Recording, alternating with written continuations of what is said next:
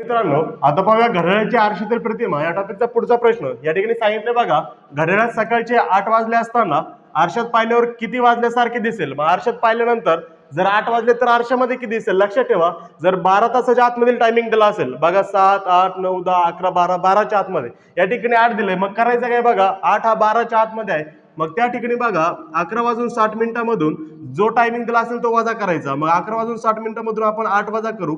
8 म्हणजेच 8:00 आणि 11:60 वजा केल्यानंतर बघा या ठिकाणी 0, या ठिकाणी 6, एकातून 8 जात नाही, या ठिकाणी 8चा घेऊ, या ठिकाणी 11 होतात आणि या ठिकाणी 0, 11तून 8 गेले, उरले बघा खाली 3, म्हणजे 3:60 म्हणजेच आपलं उत्तर आलंय पर्याय क्रमांक सी.